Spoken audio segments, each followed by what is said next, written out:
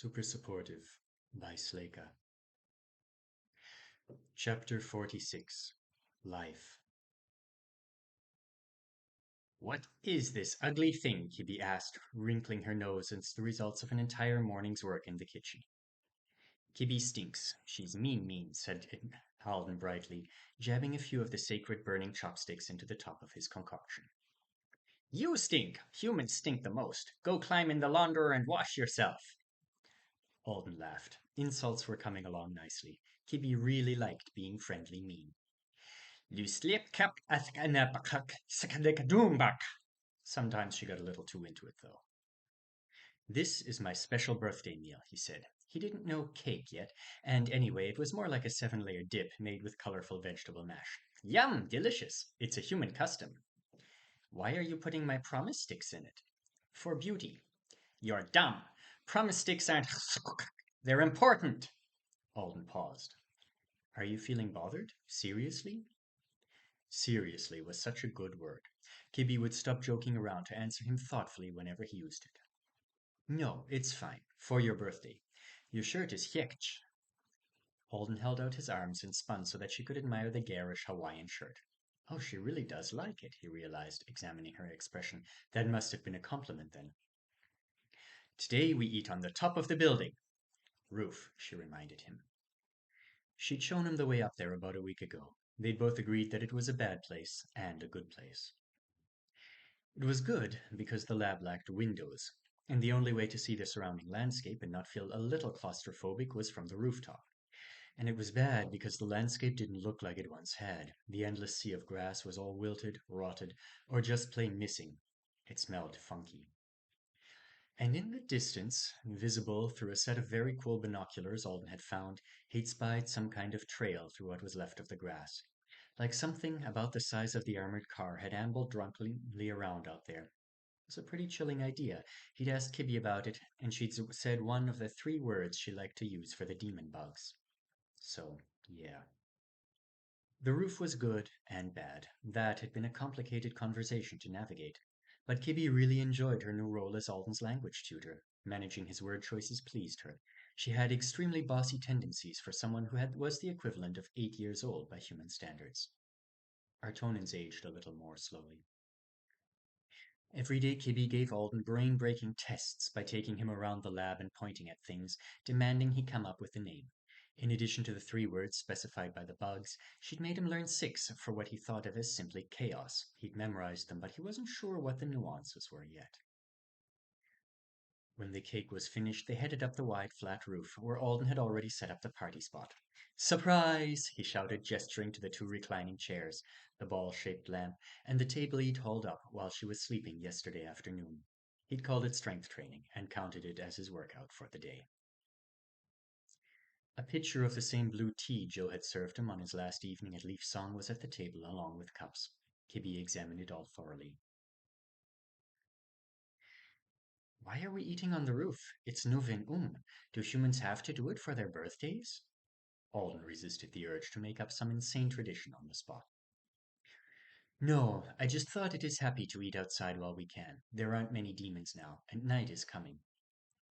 They'd been living in the lab for 28 days. By his math, give or take a few hours he'd lost track of on the first day, he was now 16. And in a few Alden days, the real Thagon day would end, and a very long night would come. The light shining through the cloud cover seemed like it was already growing dimmer. He was a little hung up on it. Kibby, who'd lived here her whole life, thought it was strange that he was nervous about it. There are lots of methk everywhere, she said, pointing at the tall light poles on the grounds of the complex. Some of them will be broken, but not all of them. You'll keep me safe, Alden said. No, you will. Inside, you're all friendly. You are the avowed, and you're old. You have to keep me safe. Embarrassed.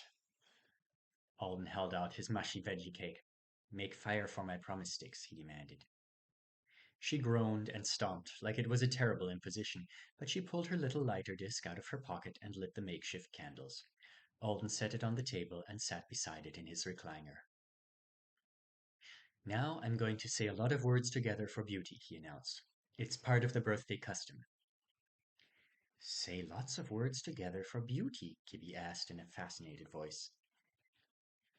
Alden cleared his throat and belted out the happy birthday song. He was not a gifted singer. Kibby looked stunned and horrified.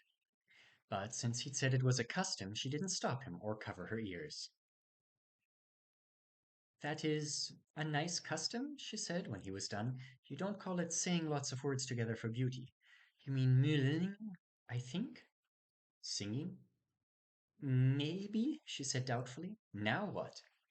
Alden leaned over and blew out all of his sticks. Oh, I understand, Kibby said confidently, whipping out her lighter again. Alden watched her light them all, and then she blew on them too. Was that right? She asked. Perfect. He pulled out the sticks and licked some mushroomy tasting paste off the bottom. Now we eat it. After the meal, Alden attempted birthday parkour around the grounds of the laboratory. When Kibby had asked to watch him exercise after their first baby magic lesson, he tried to turn the simple laps around the facility he'd initially planned into something more entertaining for her. It was a bit of a failure, but with his trait active, it was at least a high energy one. He decided to keep at it. Plain old running wasn't as much fun as launching himself with unnecessary force off of expensive looking equipment and buildings that belonged to a corporation that was indirectly responsible for his presence here. He wouldn't call himself good at it, but he was definitely improving, even when he didn't wear the coat. Usually he didn't. It was in the vault, saving whatever magical oomph it had left for whenever he might really need it. He used the heck out of Joe's ring, though. Alden's ring, he decided, letting it do the gripping for him for a split second as he hung from the edge of one of the huge pentagonal satellite dishes. Happy birthday to me. If Joe asks for it back, I'll look him dead in the eye and say I lost it on the demon moon he sent me to. He didn't really blame Joe. It wasn't like Alden hadn't known something bad could happen here, but he still felt like he could have been a little more thoroughly informed about everything, and if Joe had gotten him out of the party, don't go there, it always pisses you off. If he hadn't gone to that stupid party, if Manon hadn't been trying to stick it to Betiquol, then Kibby's sister and her father and the scientists in the green lab coat would all be alive.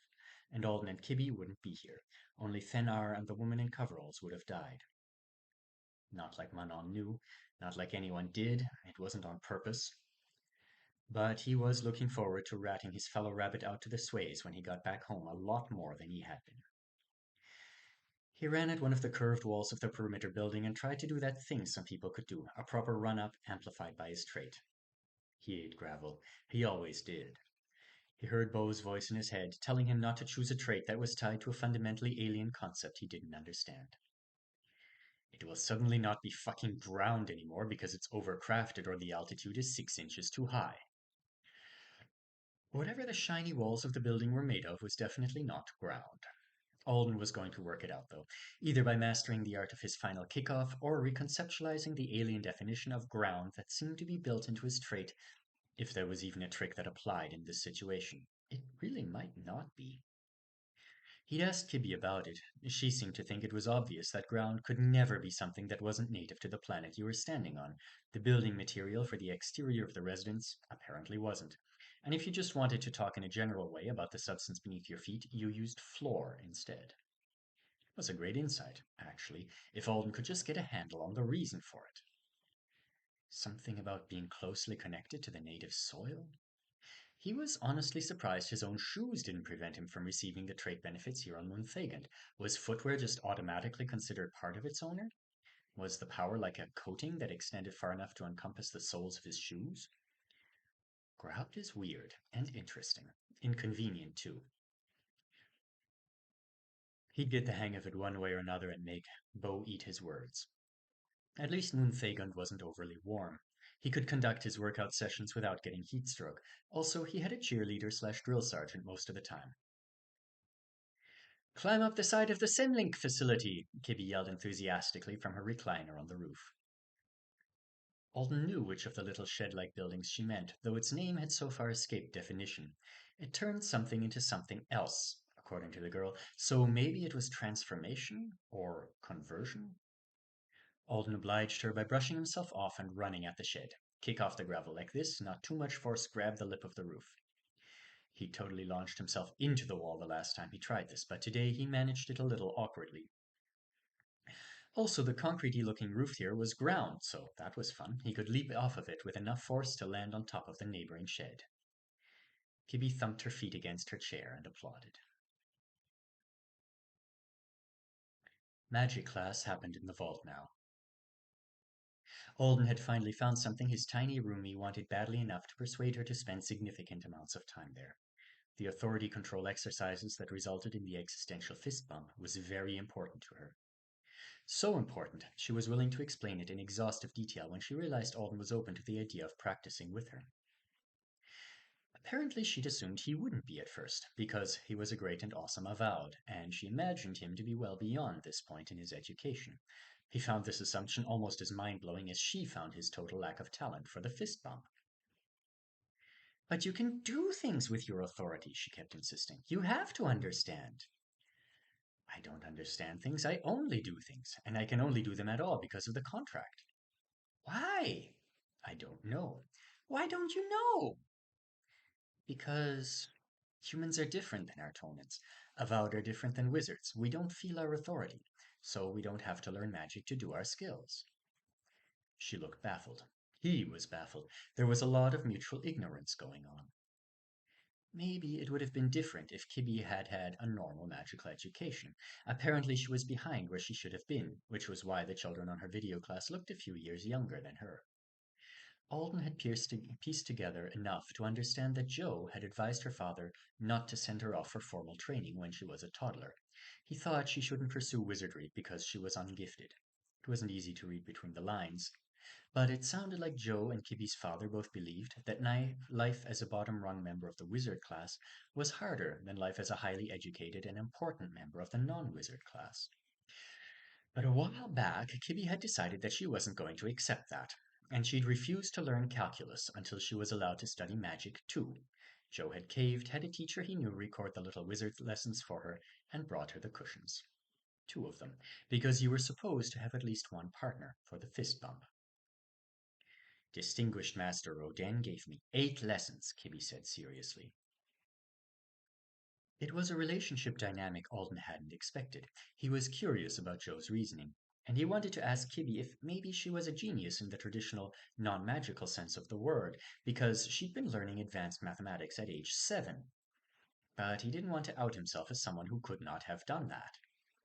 If she realized she was smarter than him at magic and math, how was he ever going to persuade her to brush her hair and chew her tooth gum and sleep in the vault so that she wouldn't be constantly irradiated by chaos?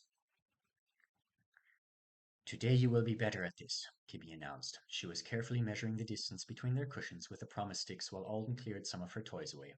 Because it is your birthday. I'll try, Alden said, as always. He wondered if she thought birthdays actually had the power to transform humans into natural mages, or if she was attempting psychology on him. They'd done the beginner's exercises at least once a day, and more often twice, for the past 18 days. Alden would have given up on it by now if he wasn't using it as a bribe, but Kibby wasn't a quitter. She wanted a partner like the children on television, and if Alden was willing, she was going to keep patting at him until he finally figured it out. She lit a promise stick that still had birthday veggie residue on it, and they said the special pledge. Alden had memorized it properly after a few repetitions, and it made him glad that the little girl got such an obvious thrill out of hearing it said to her. They promised to be respectful to each other during their lesson and patient with each other. They promised to honor the sacrifice of their teacher's time by bringing their mneng to bear. Alden was pretty sure mneng, he hadn't gotten a word of yet, was something like acuity, but he hadn't committed to defining it that way yet. And they ended by saying, I promise I will give my mooling to you, my partner. Alden was still working at that word too. He thought it was too much of a coincidence for it to really be what he'd privately been thinking of as in his head, sincere best. You're smiling, Kibby said as she knelt on her cushion. It's a chksk, because you're going to do better today. Oh, she's definitely trying to psych me up. Maybe I will. He didn't. And he didn't the next day either, or the one after that. But finally, shortly after the first long night had fallen on them in truth, Kibby reached out with a determined pat, pat, pat. And a part of Alden that had been straining against the encroaching chaos for weeks and feeling its own presence for the first time ever, a part of him that had never known it could move as it pleased, reached out toward the small, kind existence that had been trying to get its attention for so long. And it patted back.